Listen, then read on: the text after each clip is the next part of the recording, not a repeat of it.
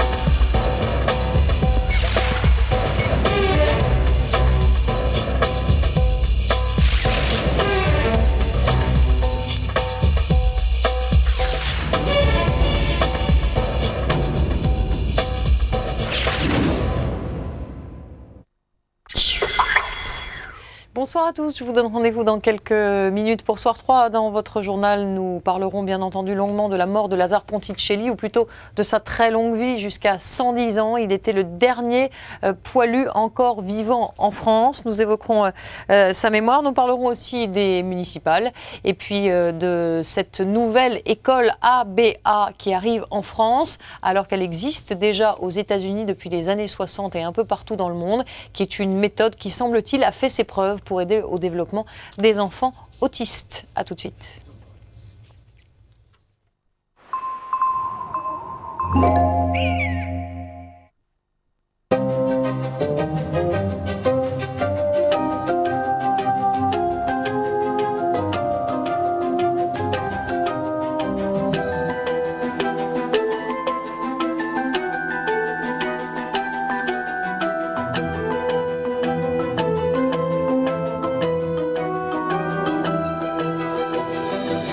Pour apprécier les principes du design scandinave, installez-vous. Nouveau Volvo V50. Vous ne feriez jamais la vaisselle dans un évier sale, alors pourquoi la faire dans une machine sale? Graisse et calcaire s'incrustent dans les parties vitales de votre machine. Calgonite nettoyant machine élimine mieux la graisse que les concurrents principaux. Une machine plus propre, c'est une vaisselle plus propre. Calgonite nettoyant machine. Et parce qu'un verre terne, ça peut être irréversible, dites stop avec Calgonite Protector, un produit unique qui protège vos verres contre la corrosion. Calgonite, numéro 1 des produits recommandés. Colore le monde, sans feutre, sans épreuve ni bombe. Colore la foule, colore les veines. Roquefort, un peu, beaucoup, encore. Ça, c'était chez mon voisin, avant. Puis un jour, des joyaux a débarqué. Eh ben facile, ils sont partout, hein. Coffrage béton, filtration intégrée sans canalisation, 40 ans d'expérience, garantie 10 ans, et à peu près de risque, hein. Et depuis, ça rigole, bah ça rigole. Piscine des joyaux, le bonheur à 100%. Le fauteuil Stressless s'adapte naturellement à tous vos mouvements. Stressless, c'est totalement confort. Je me suis jamais sentie aussi bien. Mais après 60 ans, la peau est plus fragile. Elle perd son maintien. Ma solution, Age Reperfect Pro Calcium. Il reconstitue visiblement la peau. Elle est plus forte, plus tonique. Enfin, une crème pour les peaux très matures. Le calcium, c'est l'avenir de ma peau et de la vôtre. Nous le valons bien. Age Reperfect Pro Calcium de L'Oréal Paris. Et découvrez le fond de teint Age Reperfect de L'Oréal en parfaite complémentarité avec votre soin. Sveltes ferme et fondant au délicieux goût vanille. C'est un 0% à la texture unique, si ferme et tellement fondant. Pourquoi rougir d'éprouver tant de plaisir? Sveltes ferme et fondant 0%. Dites oui à vos envies. Découvrez aussi le plaisir de ferme et fondant saveur citron. En mars, c'est aussi l'anniversaire de ma femme. 15% en cadeau sur ces jolis petits lots? Moi, je dis chapeau. Arrêt fenêtre! Les fenêtres! Pour l'anniversaire Arrêt Fenêtre, 15% de réduction sur toutes les fenêtres. Arrêt Fenêtre, l'art d'être unique. Ne nettoyez pas vos lunettes n'importe comment. Nettoyez-les avec Optinet, comme tous les bons opticiens.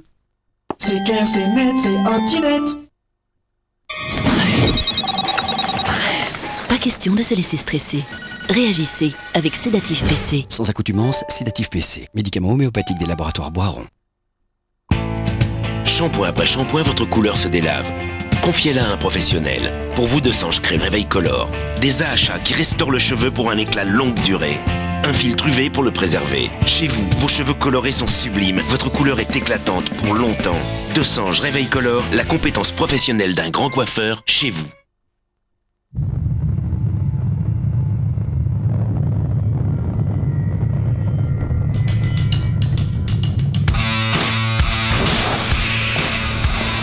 Ils sont de retour. Les hommes et les femmes du réseau Renault reviennent avec des offres d'un autre monde.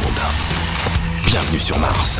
Du 13 au 17 mars, pendant les journées portes ouvertes, 2000 Renault Scénic à 19 800 €, dont reprise Argus plus 5000 €.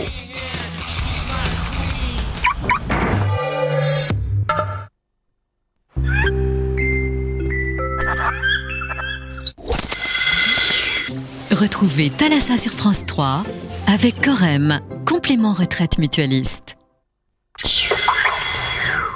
Thalassa fait escale en Patagonie, de la Terre de Feu à l'archipel de Chiloé, dans les décors grandioses du détroit de Magellan. Une nature sauvage battue par les vents et les tempêtes, rencontre avec les pionniers qui vivent d'une mer toujours généreuse ou d'un tourisme en pleine expansion. Un bout du monde très nature qui évolue très vite et quelquefois trop vite. Entre les glaciers et les volcans, bienvenue dans un Thalassa sur grand écran. Thalassa fait escale en Patagonie, c'est vendredi à 20h50 sur France 3.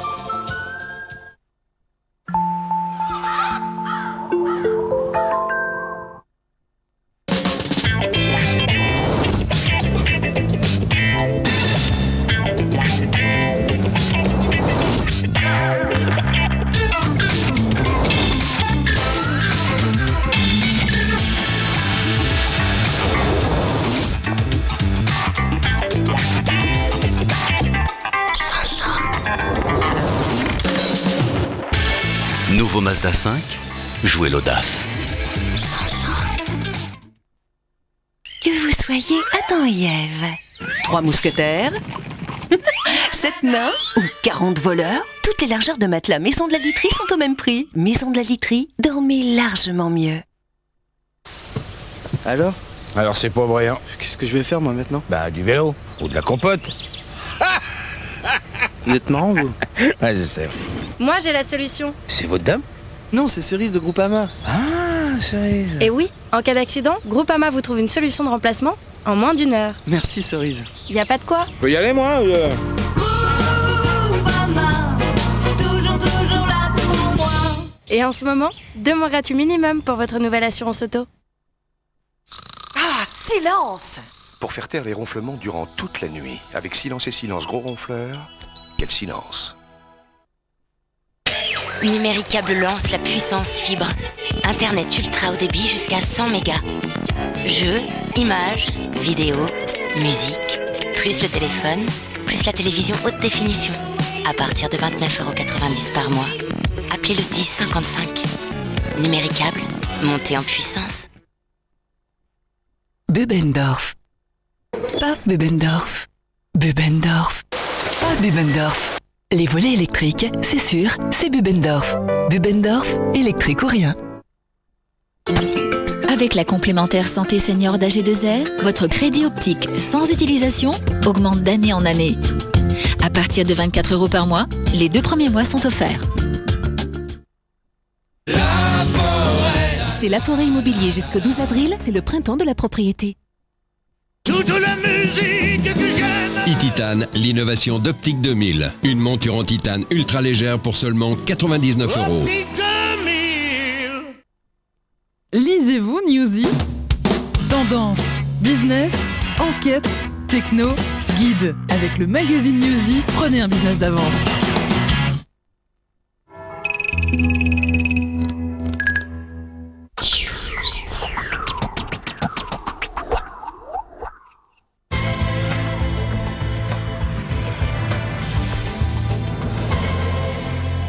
Bonsoir à tous et bienvenue pour ce Keno. Alors avant de passer au tirage et si vous avez choisi de multiplier vos gains, je vous propose de découvrir quel est le multiplicateur de ce soir.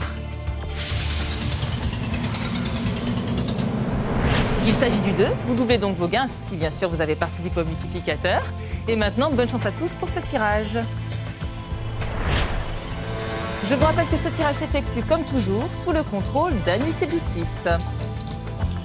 Et voici les 20 numéros gagnants de ce soir. Le 66, le numéro 3, 46, le numéro 1, 59, 24, le 12, 68, le numéro 5, 49, le 17, 33, 37, le 13, le 11, 25, 64, 69, 61 et pour finir le 70. Ce soir, vous jouez pour un jackpot de 110 000 € et vous êtes l'heureux gagnant si vous avez le numéro suivant, le 3, 58, 16, 59 et enfin le dernier résultat, le Joker Plus, ne l'oubliez pas, 500 000 € sont à la clé. Il s'agit du 2, 493, 295. Très bonne fin de soirée à tous sur France 3 bien sûr.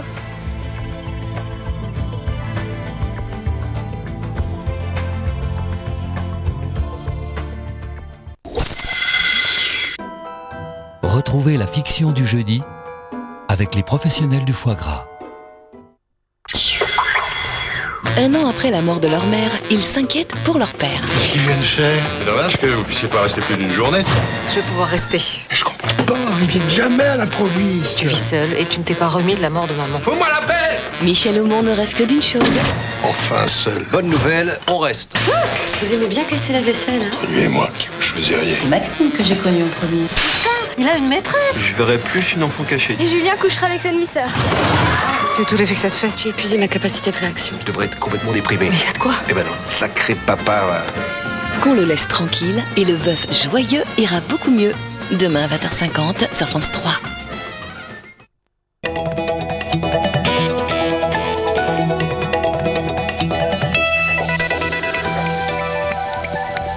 Bonsoir à tous, bienvenue dans Soir 3. Voici les titres de votre journal. Il était le dernier combattant français de la Première Guerre mondiale. Lazare Ponticelli est mort la nuit dernière à l'âge de 110 ans. Nous reviendrons sur sa vie, aussi romanesque que courageuse. Et sans détour, avec Annette Becker, professeure d'histoire contemporaine, nous verrons qui étaient ceux que l'on a appelés les poilus pendant la Grande Guerre. L'affaire des bébés congelés, Véronique Courgeot répondra d'infanticide devant une cour d'assises. Les corps de 2 de ses enfants avaient été retrouvés dans son congélateur en juillet 2006. Son mari, soupçonné jusque-là de complicité, bénéficiera d'un non-lieu. Les municipales, la campagne d'entre-deux tours bat son plein avec toutes sortes d'alliances, des plus naturelles aux plus qu'improbables. À Asnières, dans les Hauts-de-Seine, socialistes, Verts, divers droites et Modem font front commun pour empêcher le maire sortant, l'UMP Manuel Aeschlimann, d'être réélu. Enfin, un enfant sur 150 naît avec des troubles liés à l'autisme. Aucun traitement ne sait à ce jour venir à bout de cette maladie encore trop mal connue.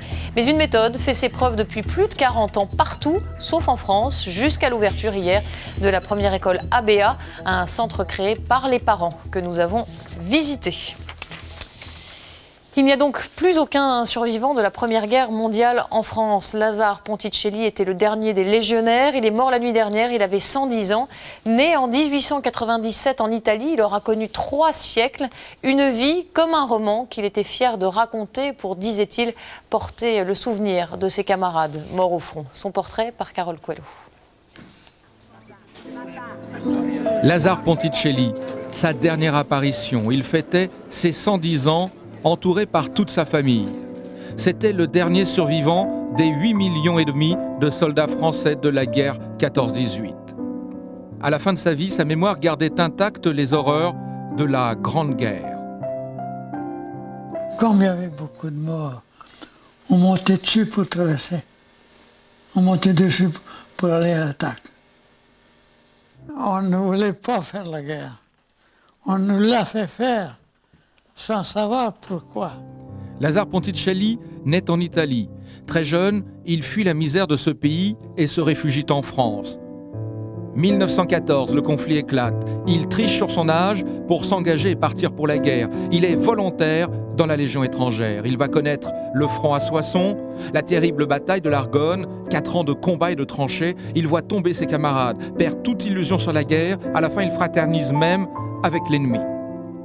Je suis tombé sur un Allemand.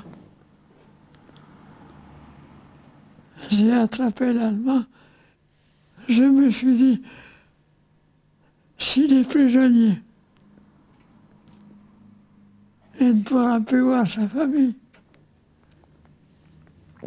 Alors, au lieu de le descendre vers notre tranchée, je l'ai amené vers la tranche allemande, me prendre par le cou et m'a embrassé et m'a dit merci. Il survivra et dans les années 20, il créera une entreprise qui porte encore aujourd'hui son nom.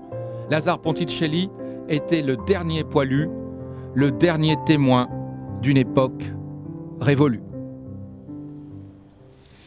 Et un hommage national et non des obsèques, selon sa volonté, sera rendu lundi matin à Lazare Ponticelli. Ce sera aux Invalides. Les hommages aux derniers poilus français de la Grande Guerre se sont multipliés aujourd'hui, à commencer par le chef de l'État qui a exprimé la profonde émotion et l'infinie tristesse de l'ensemble de la nation. Magali Forestier, Yves Baudin. La tristesse ce matin devant la maison de Lazare Ponticelli. Les habitants du Kremlin-Bicêtre saluent pour la dernière fois celui qui était la fierté de la ville. Le dernier poilu de la Grande Guerre s'en va, à l'âge de 110 ans, décédé au domicile de sa fille ce matin. Gilberte, sa voisine très émue, était auprès de lui jusqu'à son dernier souffle. Il souffrait pas, je pense pas, mais son cœur, il battait beaucoup. Hein. Puis petit à petit, j'ai senti que sa vie s'en allait. Ça fait drôle. Direction une rue prédestinée, la rue de Verdun, où le cercueil va rejoindre la chambre mortuaire de l'hôpital du Kremlin-Bicêtre. Lazare Ponticelli ne voulait pas d'obsèques nationales, juste un hommage, mais à condition de ne pas oublier ses frères d'armes et tous ceux tombés pour la France. Le souhait très vivement exprimé par M. Ponticelli pour cet hommage national, c'est qu'au-delà de sa personne, cet hommage national concerne toutes les victimes civiles et militaires de la Grande Guerre. Le Premier ministre François Fillon salue le dernier de ceux qui ont sacrifié leurs 20 ans pour la paix. Et on fera tout, je pense, le gouvernement, mais tous les Français, pour que leur souvenir ne s'efface pas, qu'on se rappelle qu'il y a finalement encore assez peu de temps, l'Europe était le pire champ de bataille du monde, alors que l'Europe est devenue aujourd'hui la plus grande zone de paix et de prospérité.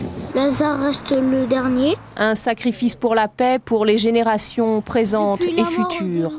Un hommage national sera rendu à Lazare Ponticelli lundi aux Invalides en présence de Nicolas Sarkozy. Il reposera ensuite dans le caveau familial au cimetière d'Ivry-sur-Seine. Et sans détour, l'historienne Annette Becker répond à nos questions. Bonsoir. Bonsoir. Merci d'être avec nous. Vous êtes l'auteur de l'ouvrage intitulé « Les oubliés de la Grande Guerre », paru dans la collection Pluriel chez Hachette Littérature. Qu'avait Lazare Ponticelli de si spécial qui fait de lui un héros, et pas seulement parce qu'il a vécu jusqu'à l'âge de 110 ans? Il est spécial parce qu'il est le dernier, mais il est spécial aussi parce qu'il était italien et que c'était donc un engagé étranger pour la France. Il y en avait si peu? Non, il y en avait un certain nombre, mais la plupart sont morts depuis longtemps. Et il reste le souvenir de cet engagement, de cet amour pour la France, de tant d'étrangers qui ont voulu se battre pour elle. Mais à tel point qu'il n'avait pas l'âge de se battre et qu'il a menti sur son âge pour s'engager? Il voulait tellement s'engager qu'il a menti sur son âge. Et je crois qu'il disait que la France l'avait nourri, il est arrivé très pauvre, et qu'au moment où on avait besoin d'hommes sur le champ de bataille, il a trouvé normal de faire ce sacrifice. Qu'est-ce que ça a comme résonance aujourd'hui? Je crois qu'aujourd'hui, c'est quelque chose qui est très difficile à comprendre. Extrêmement difficile à comprendre parce que ces valeurs du patriotisme, ces valeurs de la dignité de ces hommes qui sont partis comme ça, sont battus en brèche par celles de l'horreur de la guerre. Et c'est normal qu'on ait horreur de la guerre. Et eux aussi, ils avaient horreur de la guerre. Ils pensaient qu'ils la feraient pour la dernière fois. Vous voulez dire qu'il n'y a plus d'idéaux aujourd'hui? Il y a encore des idéaux, mais je pense que l'idéal de pouvoir mourir de cette façon-là, c'est impossible à comprendre aujourd'hui. Lazare Ponticelli était-il le dernier garant de la mémoire, en tout cas de cette mémoire-là? C'est-à-dire, est-ce qu'il faut vraiment qu'elle soit incarnée, cette mémoire, pour pouvoir être transmise? Je ne crois pas. Je crois qu'il était un symbole, le symbole du dernier, des survivants de cette tragédie infernale qui a été le début de notre siècle. Mais je ne crois pas qu'il faille encore des vivants. Je crois que c'est à nous d'essayer de faire passer ce qu'ils ont vécu et ce qu'ils ont souffert. Alors Annette Becker, dans votre livre, vous expliquez notamment les réquisitions, le travail forcé, les déportations, la guerre des tranchées, mais aussi le poids de cette guerre sur les sociétés et sur les populations civiles. On va s'arrêter quelques minutes sur le sort de ces 8,5 millions de combattants engagés dans la Grande Guerre. Des hommes, jeunes pour la plupart, dont les 2/3 périrent dans des combats qui firent au total près de 10 millions de morts. Marie-Candice Delouvrier, Olivier Martinet. Ils étaient paysans, ouvriers, instituteurs ou tirailleurs sénégalais. En août 1914, ces poilus ont tous un point commun, la conviction que la guerre serait courte. Très vite, dès l'automne, ils découvrent pourtant l'enfer des tranchées qui allait durer 4 ans. Ces hommes sont à la merci de la boue, du danger permanent des obus, des difficultés de ravitaillement et surtout de terribles assauts. Il fallait passer par des boyaux extrêmement boueux, cela se faisait la nuit, les guides qui devaient mener les soldats se perdaient et c'était souvent pour les soldats un des souvenirs les plus effrayants. Verdun, la Somme en 1916, le Chemin des Dames et l'offensive Nivelle en 1917. Autant de noms qui résonnent dans la mémoire collective comme de terribles cicatrices inutiles. 1 400 000 poilus ont perdu la vie, une moyenne de 900 morts par jour de conflit. La Grande Guerre, ça a été un carnage épouvantable. C'est toute une génération européenne qui a été détruite par les combats. Et c'est ça le phénomène majeur. Paradoxalement, ce n'est pas le survivant, c'est ceux qui ont péri par centaines de milliers, par millions. On sait aujourd'hui que ça a été une guerre civile européenne. Une guerre qui fit aussi 3 millions de blessés, invalides, amputés ou gazés. Sans oublier les milliers de victimes non identifiées, symbolisées par le soldat inconnu sous la voûte de l'Arc de Triomphe, à qui la France aussi va rendre hommage aujourd'hui. Voilà, l'historienne Annette Becker est toujours avec nous. Vous êtes la fille de l'historien Monsieur Becker qu'on a vu dans le reportage, l'histoire contemporaine, donc une passion et un métier de père en fille. Pourquoi et comment ces hommes ont pu supporter de telles horreurs? Qui étaient ces poilus? Qu'avaient-ils en tête? Je ne crois pas qu'ils les supportaient, ces horreurs. Et je crois que ce qu'il faut comprendre, c'est comment ils pouvaient à la fois être là et souffrir. Et comment l'analysez-vous alors? Comment répondez-vous à cette question? Je l'analyse par cette espèce de volonté d'abord d'en finir très vite, la guerre courte, et surtout l'idée que ça serait la dernière des guerres. C'était dans l'espoir que cette guerre enfin mettrait fin au militarisme, aux guerres. C'était la der des der dès le début. Et ensuite, pourquoi on continue? On continue parce que les copains sont morts. On continue parce qu'ils sont là et qu'on ne peut pas les laisser là. Le siècle, le XXe siècle, a débuté avec l'horreur de cette guerre. Vous dites la Grande Guerre, laboratoire de toutes les horreurs du siècle. Qu'est-ce que ça signifie? Laboratoire dans le sens où elle a vraiment commencé tout. Elle a commencé les armements, la technologie, le canon, les gaz. Elle a commencé les occupations. Vous parliez tout à l'heure des réquisitions, les civils. Et elle a commencé le massacre extrême qui est le génocide des Arméniens. Dernière question, à l'heure où l'on débat de l'enseignement de la Shoah, 14-18 pour les jeunes générations, c'est encore plus loin que la Deuxième Guerre mondiale. Quelle mémoire transmettre de la Grande Guerre? Là, ce soir, tout de suite, si vous devez faire passer un message pour transmettre aux téléspectateurs la mémoire de cette guerre, quel est-il? Je crois que le message principal, c'est de voir que ces gens ont tenu dans l'horreur. Et ce qui les faisait tenir, c'était l'espoir d'un monde meilleur. Je ne suis pas sûre qu'on leur aurait donné. Merci beaucoup Annette Becker d'avoir répondu à notre invitation. Et comme un écho à une autre guerre, Shimon Peres, qui poursuit sa visite d'État en France, a déclaré qu'Israël devait un prix très important et une reconnaissance à la résistance française. Discours du président israélien à l'issue d'une visite du Centre d'histoire de la résistance et de la déportation à Lyon aujourd'hui. Fusillade sur l'A6, un policier a été blessé à la tête ce soir lors d'un échange de tirs. Ses jours ne sont pas en danger. Des fonctionnaires de la brigade anticriminalité avaient pris en charge des malfaiteurs qui auraient tenté de commettre un vol à main armée. L'enquête a été confiée à la police judiciaire d'Evry et ce soir la ministre de l'Intérieur, Michèle Alliot-Marie, affirme que tout est mis en œuvre pour retrouver ces malfaiteurs.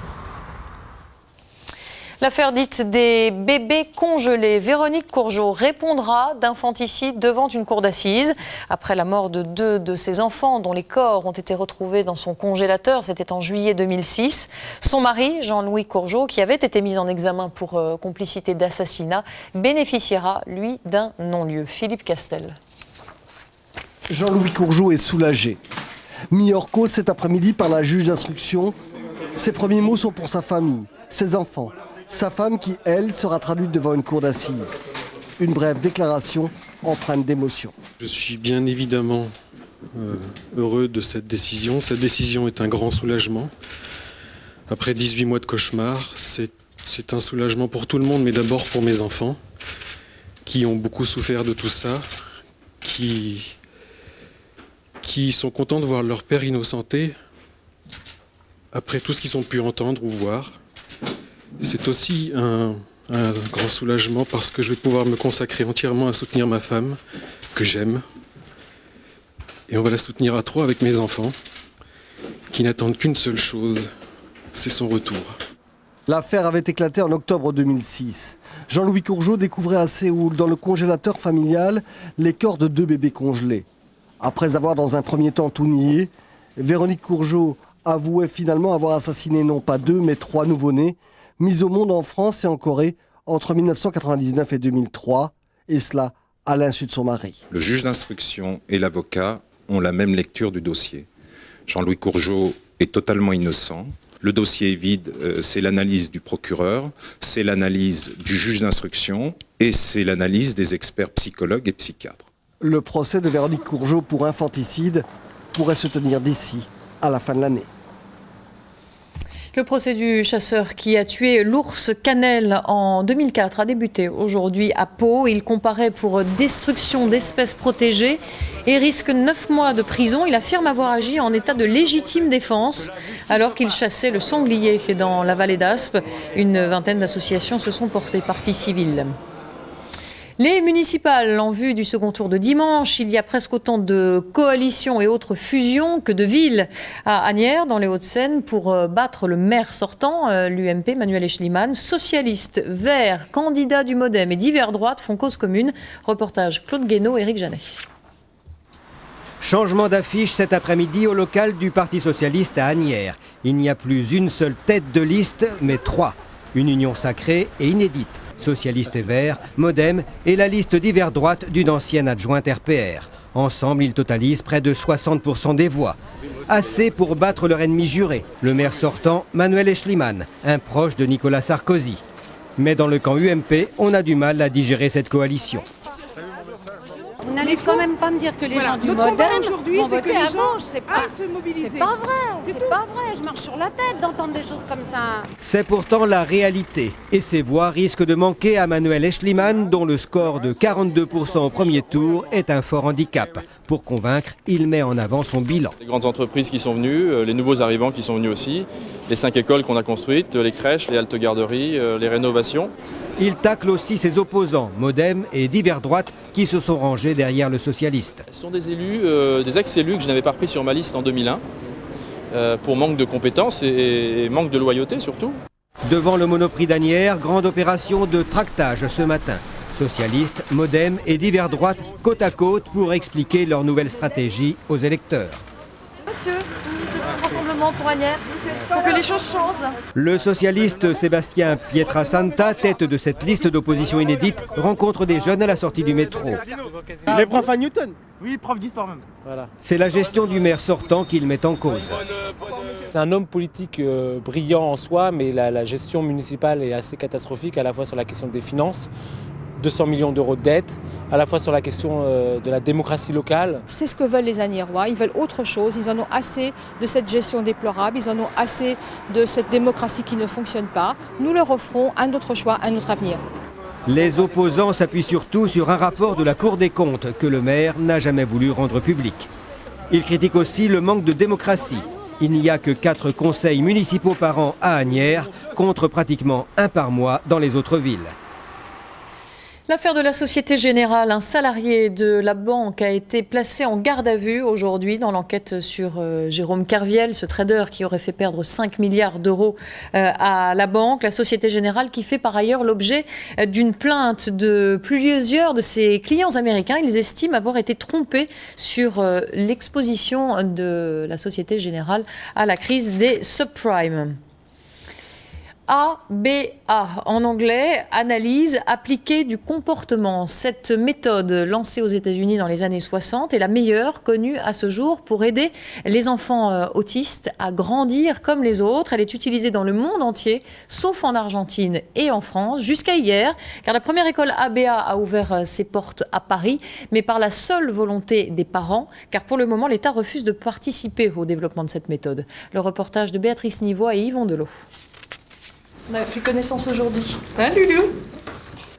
Théo vient d'intégrer sa nouvelle école. Il est autiste, une maladie pour laquelle aucun traitement n'existe encore. Une maladie qui touche un enfant sur 150, plutôt des garçons que des filles. Pour guérir son fils, Daniel Arnoux est prêt à tout tenter. On recommence? S'il avait été pris en charge plus tôt, il s'en serait déjà sorti. Malheureusement, il a fallu attendre qu'il ait 5 ans pour bénéficier de méthodes qui vont le faire en sorte qu'il va pouvoir réintégrer l'école normale après. L'école ABA est la première en France à appliquer cette méthode comportementaliste venue des États-Unis. Alors, regarde, à toi de jouer, Antoine. 10 enfants, 10 éducateurs, ces binômes devront travailler ensemble plus de 30 heures par semaine. L'enfant ne doit jamais retourner dans son isolement. L'ABA, ça consiste en la stimulation intensive des enfants, stimulation en fonction de leurs intérêts, en fonction de leur niveau dans les différents domaines de développement, pour essayer de leur donner le maximum de compétences qu'ils vont pouvoir utiliser dans leur vie de tous les jours. Pour traiter l'autisme, la France a choisi la psychiatrie ou la psychanalyse, des soins qui n'ont toujours pas donné de résultats satisfaisants. T'es contente de venir à l'école, mon cœur? C'est quoi? Grégory Cabanac, père d'une petite Claudia, diagnostiquée à 4 ans, a observé les progrès de sa fille avec l'ABA. Avec 6 heures par semaine, aujourd'hui, elle parle pratiquement bien, elle est devenue propre, elle est beaucoup plus sociable. Elle a pu très bien se comporter quand elle a été à l'école maternelle, alors que ce n'était pas possible au début. Moi, je me dis 6 heures par semaine, il y a eu ces effets-là. Alors, je me dis temps complet par semaine, il n'y a pas photo, quoi. L'ABA est appliquée partout dans le monde depuis 30 ans. Si ce n'est pas encore le remède miracle contre l'autisme, ça ressemble au meilleur traitement connu à ce jour. 42 à 67% des enfants, lorsque pris en charge par des programmes ABA avant l'âge de 4 ans, avec un traitement ABA en moyenne de 3 ans, vous n'avez plus de signes distinguables chez ces enfants. Ils peuvent réintégrer le milieu ordinaire.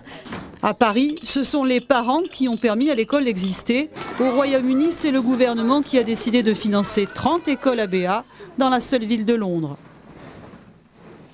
Et si le sujet vous concerne ou simplement vous intéresse, voici un très joli ouvrage pédagogique et joliment illustré. Epsilon, un enfant extraordinaire de Lydie Laurent. C'est chez Jérôme Daubetzinger, éditeur, pour expliquer aux enfants et à leurs parents ce qu'est l'autisme.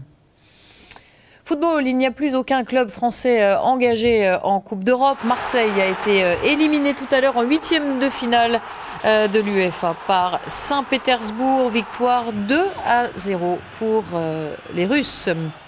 Et puis rugby avec un match décisif pour le 15 de France samedi à Cardiff face au Pays de Galles qui joue pour le Grand Chelem. Pour l'occasion, Marc Lièvremont fait revenir 6 joueurs expérimentés. L'ailier Vincent Clerc, mais aussi Damien Traille au centre, Elissalde Escrella à la charnière, enfin Bonner et Dussautoir en 3e ligne. La collection Les Petits Géants du Monde, éditée par Rue du Monde. C'est le choix de Soir 3, notre rubrique préparée par Fabienne Blévis. Une collection de 6 petits albums carrés de poésie étrangère pour les enfants. C'est à partir de 3 ans. 6 nouveaux titres dans 6 langues différentes, arabe, hébreu, allemand, portugais, wolof et vietnamien.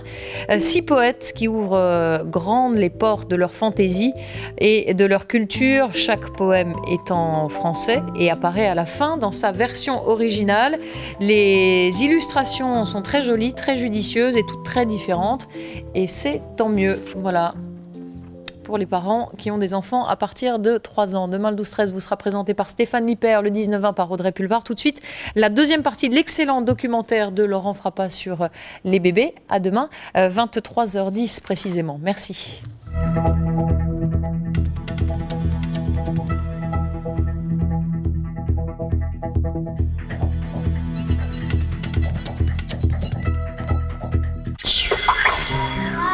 Suivons 5 petits d'hommes au jour le jour, dans le récit de leurs exploits, de toutes leurs premières fois. C'est leur histoire, notre histoire, tout de suite sur France 3.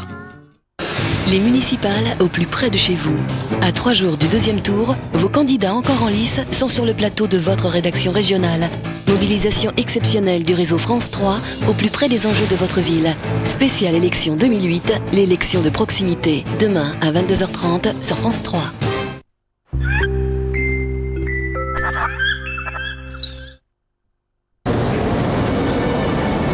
Vous êtes-vous déjà demandé comment vous installer à l'étranger en toute sérénité? HSBC Premier, le nouveau service bancaire et financier unique au monde, vous accompagne pour que vous viviez votre mobilité en toute simplicité. Avant même que vous soyez parti, nous nous occupons du transfert de vos comptes et de vos nouveaux moyens de paiement. Avec HSBC Premier, le monde vous offre ce qu'il a de meilleur.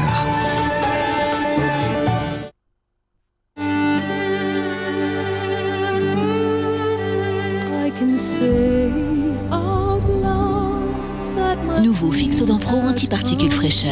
Grâce à son embout précis, il fixe votre appareil, réduisant ainsi le développement de bactéries. Pour vous aider à garder une sensation de fraîcheur et de propreté. Fixodent Pro et la vie à du mordant. C'est l'heure des Monaco. Leur pâte fine et leur odeur d'émental gratiné attirent de redoutables prédateurs. S'il n'en reste aucun, c'est forcément des crackers Belin. Monaco au fromage de chèvre. Les prédateurs vont adorer. Dutch Gramophone présente le nouvel album de Rolando Villazone. Rolando Villazone, Cielo et Mar. Une voix unique, un disque somptueux avec RTL, un disque Dutch Gramophone. Vous voulez assister aux spectacles et aux événements sportifs aux premières loges? Rencontrer vos animateurs préférés et gagner de nombreux cadeaux? Alors devenez membre du Club France Télévisions. Sur le site leclubfrancetélévision.fr. À France Télévisions, le premier partenaire, c'est vous.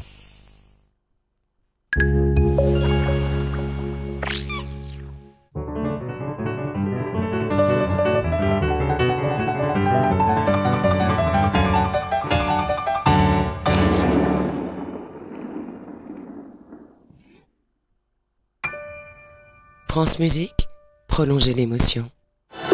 Un événement France Télévisions. Document, une guerre au nom de la paix. Ils sont français et en première ligne face à des combattants islamistes, les talibans. C'est une forme de guérilla. Durant plusieurs mois, une équipe d'envoyés spéciaux a filmé les opérations de guerre de la France en Afghanistan et suivi ses militaires chargés de former l'armée régulière afghane. On n'a pas droit à l'erreur. Une guerre au nom de la paix. Un document exclusif à suivre dans Envoyé spécial, jeudi 20 mars à 20h50 sur France 2. France 2, une chaîne du groupe France Télévisions.